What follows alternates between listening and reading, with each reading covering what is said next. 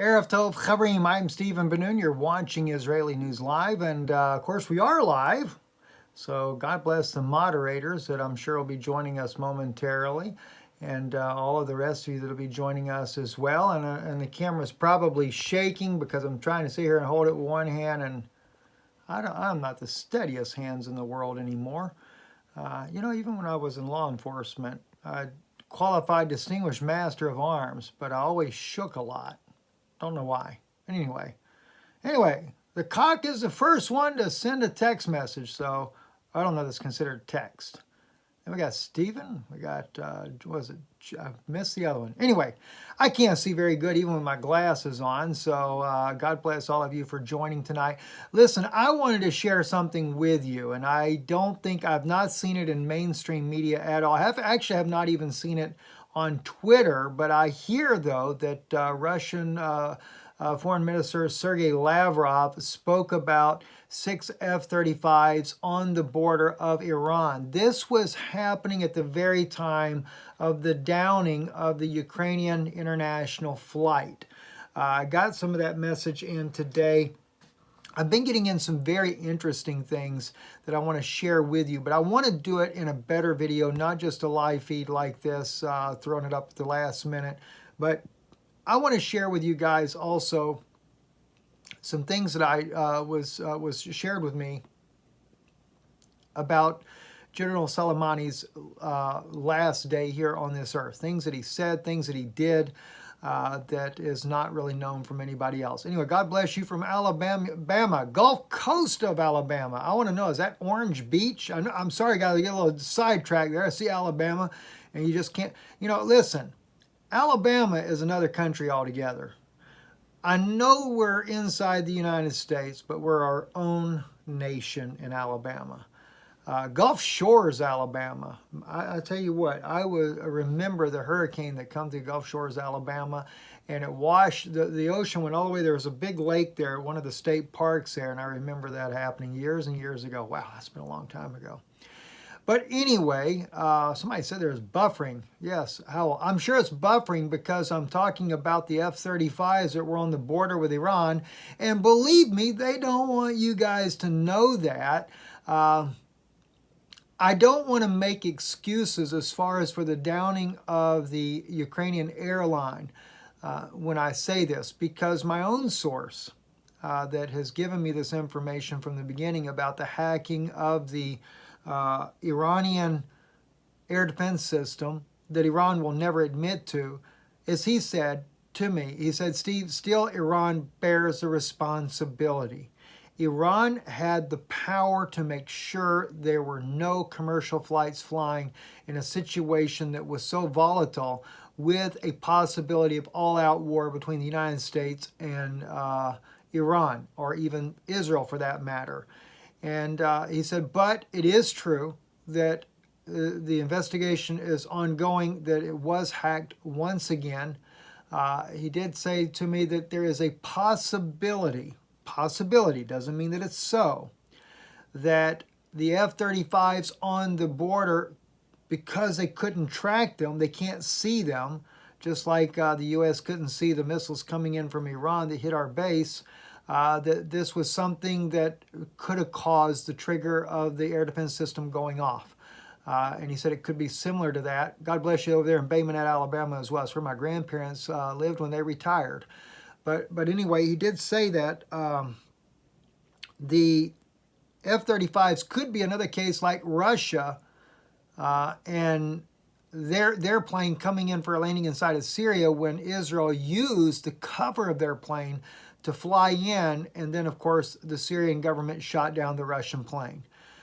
Is it a case like that? Nobody really knows, but there is some speculation, early speculation. So I'm just letting you know before that's out there, that is some information that's being stirred out there about that.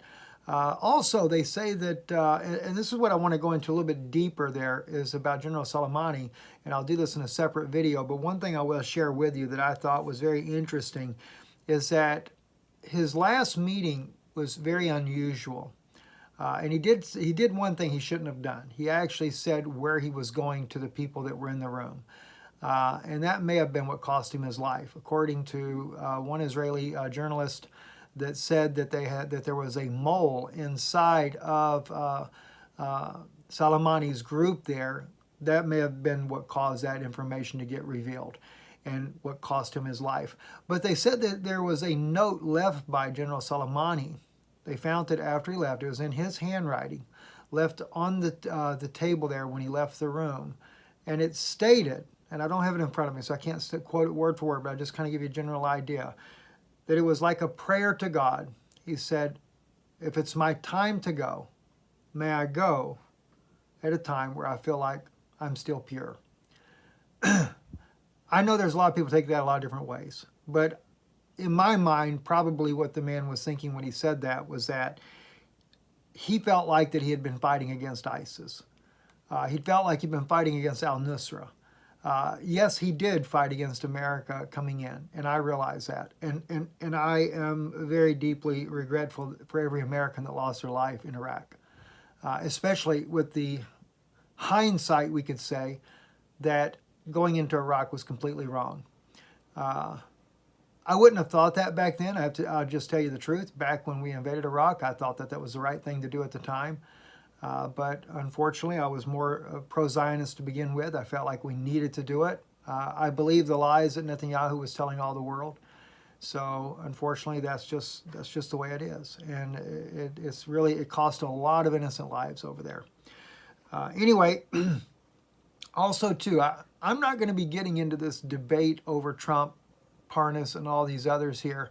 I did the video that I did late last night. Seemed like some people are kind of waking up to what's really going on. But I realize a lot of people they're really convinced that President Trump is God's gift.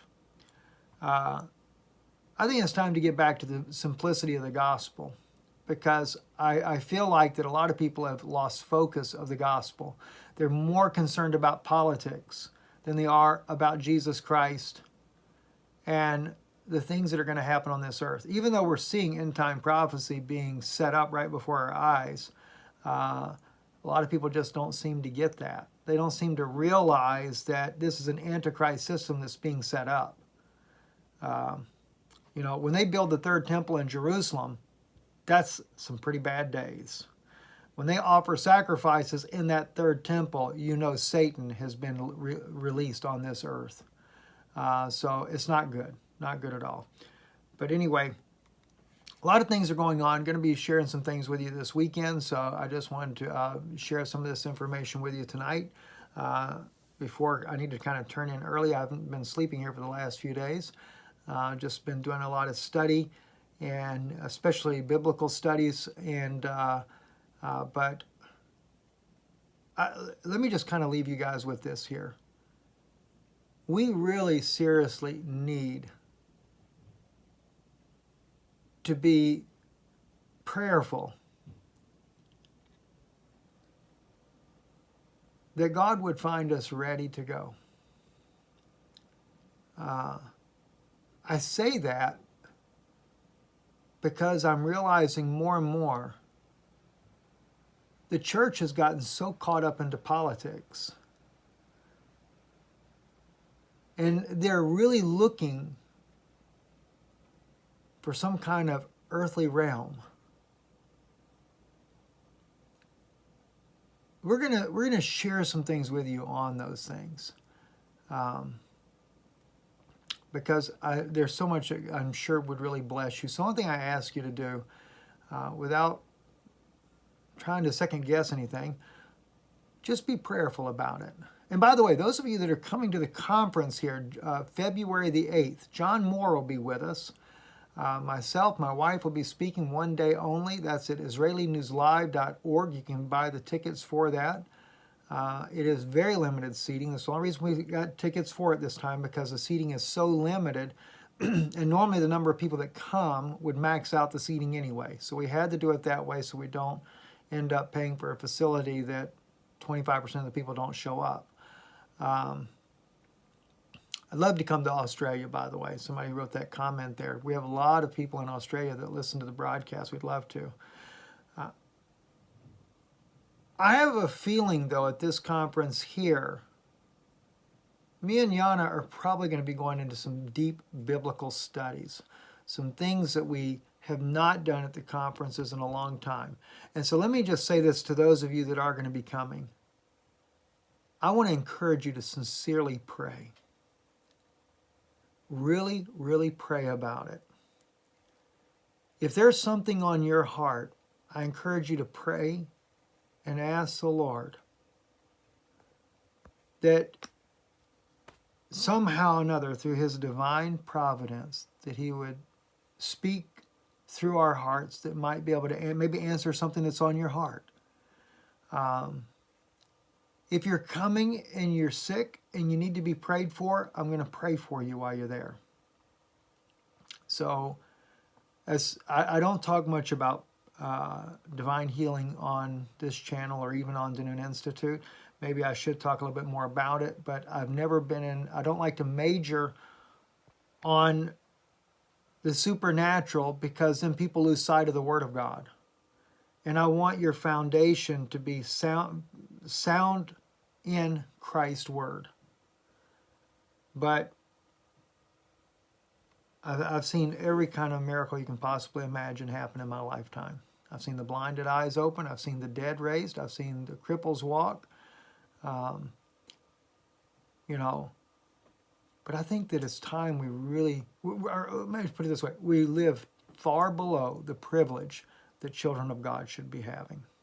So anyway, just wanted to throw some of those things out there your way.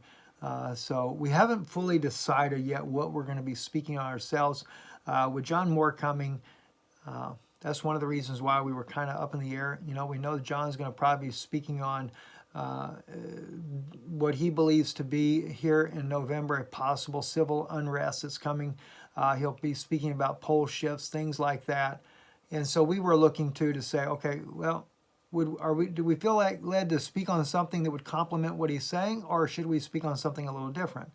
So I do know that we are going to be definitely doing one gospel message for sure there, going back to the simplicity, but really going deep in a very deep study. But I'm not for sure as far as everything. So I just want to throw that out there to you guys. We love you very much. I really want to thank our moderators. Last year, you sisters, and I think we have one brother that's a moderator now as well. You just did an awesome, awesome job. And we don't say thank you enough to these sisters here that are so kind and kind of helping the chat go through there.